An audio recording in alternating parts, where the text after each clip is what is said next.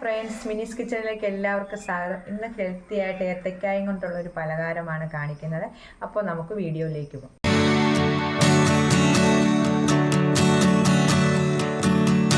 നമ്മൾ ഏത്തക്കായും കൊണ്ടുള്ളൊരു പലഹാരമാണ് ഉണ്ടാക്കുന്നത്. അതിനായിട്ട് പുഴുങ്ങിയെടുത്ത് നമ്മൾ ആവിയിൽ വെച്ച് പുഴുങ്ങിയ 2 ഏത്തക്ക, നല്ലവണ്ണം പഴുത്ത 2 ഏത്തക്ക എടുത്ത് വെച്ചിട്ടുണ്ട്. 1/2 കപ്പ് ശർക്കര, ഇത് ഒരു 2-3 ടേബിൾ സ്പൂൺ വെള്ളത്തിൽ പാനിയാക്കി എടുക്കണം. 1/4 കപ്പ് വറുത്ത അരിപ്പൊടി കുറവ് മതി. അരിപ്പൊടി ഇതുകൊണ്ട് നമുക്ക് നല്ല ടേസ്റ്റി ആയിട്ടുള്ളൊരു പലഹാരം, രാവിലത്തെ ബ്രേക്ക്ഫാസ്റ്റിനോ 4 മണിക്ക് ചായക്കുള്ള കടിയോ എന്ത് വേണേലും നമുക്കിത് ആയിട്ട് ഉപയോഗിക്കാം. നല്ല ടേസ്റ്റി ആയിട്ടുള്ളൊരു പലഹാരമാണ്. അപ്പോൾ നമുക്കിതൊന്ന് ട്രൈ ചെയ്ത് നോക്കാം.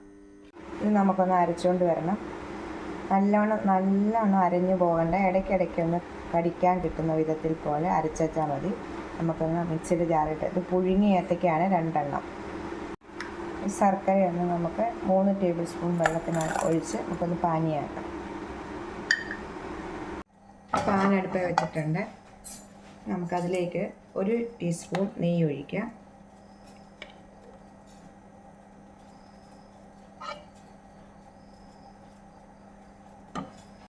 നെയ്യ് ചൂടാകുമ്പോൾ അതിലേക്ക് നമ്മൾ ഈ അരച്ചുകൊണ്ട് വന്ന ഏത്തക്ക നമുക്കിടാം.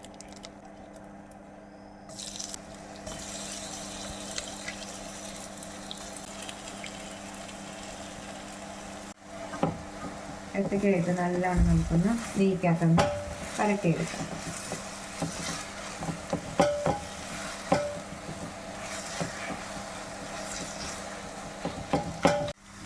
നല്ലോണം ഒന്ന് നെയ്ക്കകത്തൊന്ന് വഴഞ്ഞുമ്പോൾ അതിലേക്ക് നമുക്ക് ശർക്കരപ്പാനി ഒഴിക്കും.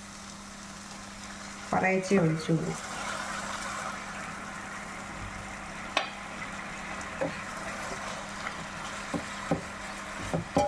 നല്ലോണം ശർക്കരപ്പാനിയും ഏത്തക്കായും കൂടെ നല്ലോണം മിക്സ് ചെയ്തെടുക്കും.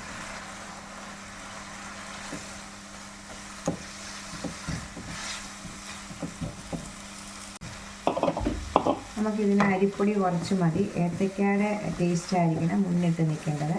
നമ്മൾ ഈ ശർക്കരപ്പാനിയും നെയ്യും ഏത്തക്കായും കൂടെ നല്ലോണം ഒന്ന് വെള്ളം വറ്റി പാനയിൽ ഇങ്ങനെ വിട്ട് വരത്തക്ക വിട്ട് ഇത് എടുക്കാം. നമുക്ക്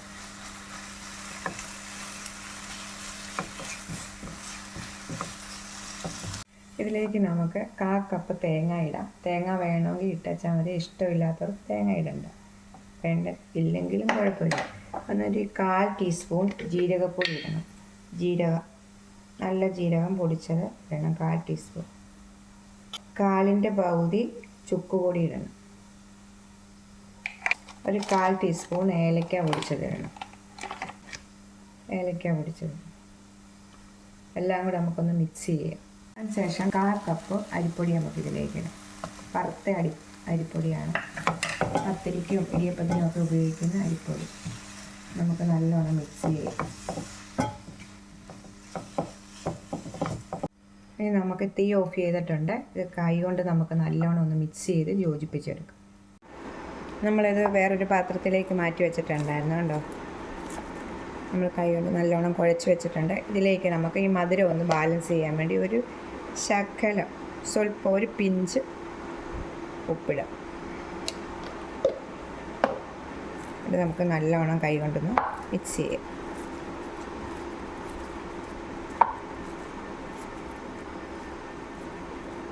കുമ്പളപ്പമൊക്കെ ഉണ്ടാക്കുന്ന ഇലക്കകത്ത് നമുക്ക് ഇതൊന്ന് സെറ്റ് ചെയ്ത് വെക്കാം. ഇതുകൊണ്ട് ഉണ്ടാക്കിയാൽ നല്ല ടേസ്റ്റ് ആയിരിക്കും. വാഴയിൽ ഉണ്ടാക്കിയാൽ അതിലും നല്ല ടേസ്റ്റ് ആയിരിക്കും. ഏതിനകത്താണ് ഞാൻ ഒത്തിരി റെസിപ്പികൾ വാഴയിലക്കകത്ത് കാണിച്ചിട്ടുണ്ടല്ലോ. അതുകൊണ്ട് ഞാൻ ഇന്ന് ഈ കുമ്പളപ്പം ഉണ്ടാക്കുന്ന ഇലക്കകത്താണ് ഇതുണ്ട്. ഞങ്ങളുടെ ഇവിടെയൊക്കെ കുമ്പളപ്പം ഉണ്ടാക്കുന്ന കുമ്പളയില എന്നാണ് പറയുന്നത്. നിങ്ങളുടെ അവിടെയൊക്കെ എന്താണ് ഇതിന് പറയുന്ന പേര് കമൻറ്റ് ചെയ്യണേ. ഇതുപോലെ എടുത്ത് ഇതുപോലെ വെക്കുക. സ്വല്പം കുറേശ്ശെ ഇട്ട് നമുക്കിതിനകത്ത് സെറ്റ് ചെയ്യാം.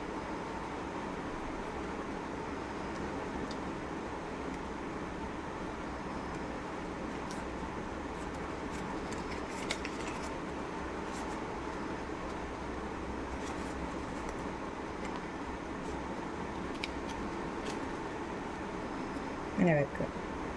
നമുക്കെല്ലാം ഒന്നിങ്ങനെ വെച്ച് ട്രൈ ചെയ്യാം. എന്നിട്ട് നമുക്ക് അപ്പച്ചമ്പ വെച്ച് വേവിച്ചെടുക്കാം, ആവിയിൽ വേവിച്ചെടുക്കാം.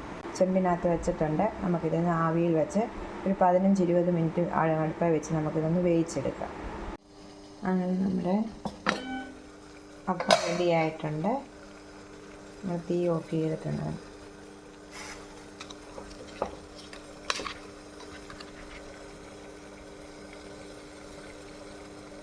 നമ്മുടെ ഏത്തയ്ക്കയുടെ ഇതുകൊണ്ടുള്ള ഈ പലഹാരം റെഡി ആയിട്ടുണ്ട്. നല്ല ടേസ്റ്റായിട്ട് നല്ല സോഫ്റ്റാണ്. കണ്ടോ, സോഫ്റ്റായിട്ട് നല്ല ടേസ്റ്റാണ് ഇത്. എല്ലാവരും ഒന്ന് ട്രൈ ചെയ്ത് നോക്കണം. അരിപ്പൊടി തീരെ കുറവ് മതി, ഏത്തയ്ക്ക കൂടുതൽ വേണം. ഇന്ന് എല്ലാവരും ഒന്ന് ട്രൈ ചെയ്ത് നോക്കണം. അപ്പോൾ ഞങ്ങളുടെ വീഡിയോ കണ്ട് ഇഷ്ടപ്പെടുവാണെങ്കിൽ ലൈക്ക് ചെയ്യണം, ഷെയർ ചെയ്യണം, കമൻറ്റ് ചെയ്യണം, സബ്സ്ക്രൈബ് ചെയ്യണം. ടാറ്റാ.